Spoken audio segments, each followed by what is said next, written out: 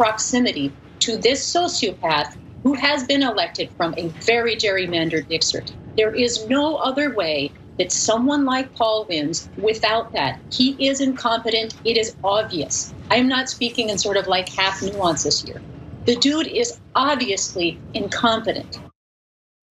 So that is the sister of Paul Gosar talking about Paul Gosar, describing him as an incompetent sociopath.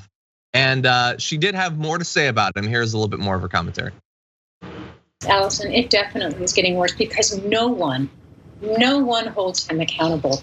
Not Kevin McCarthy, not Senate Leader Mitch McConnell, not Senate Leader Chuck Schumer, not Speaker Nancy Pelosi, not Attorney General Merrick Garland. No one holds him accountable. And this is something that I have to openly wonder. Does he have to act on it himself before we believe that he's a sociopath?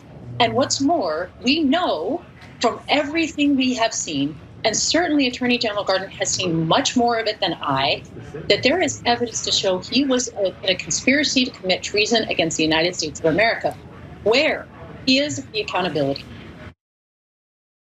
And there she is referencing the fact that he apparently was involved in some of the planning on January 6th. So again, he never encouraged violence. He just helped to plan the event where all the violence happened. I'm glad that Jayar, that the family continues to speak out about him. We might show that old ad, but they've been some of the harshest critics of this absolute monster. Yeah, I'm not sure why this disgruntled sister is speaking out about Paul Gosar. I mean, she must be like mad about him stealing her toys at 10 years old or something.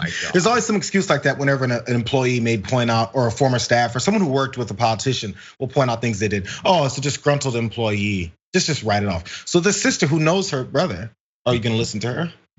Yeah, sure.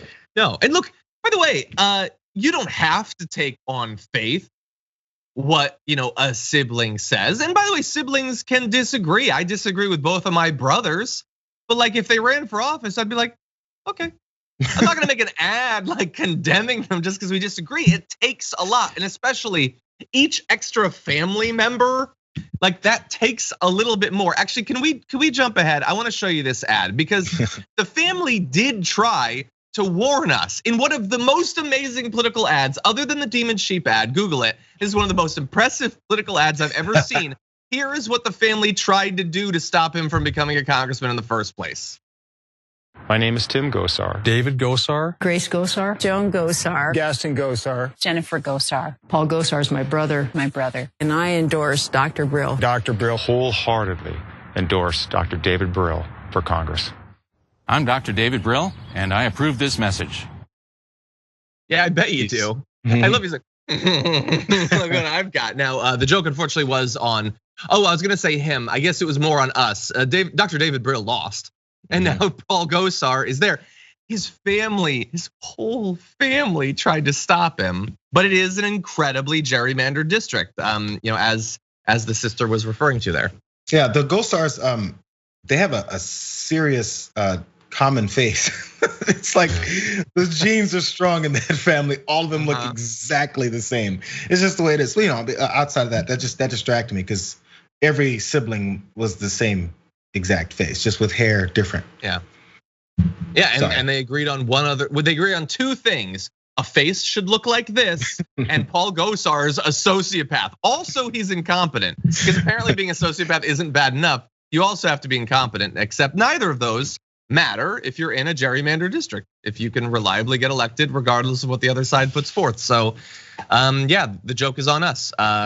It might be very difficult to get this guy out of office, and as long as he's in office, he's going to be encouraging people to view individual representatives and entire groups of people in a dehumanized fashion, and to believe that violence could be the solution.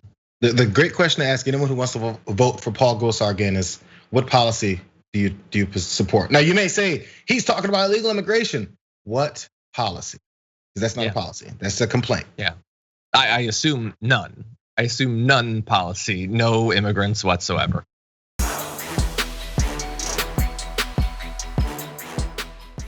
Check out the Damage Report podcast each day, wherever you get your podcasts, whether Pocket Casts or Stitcher or iTunes.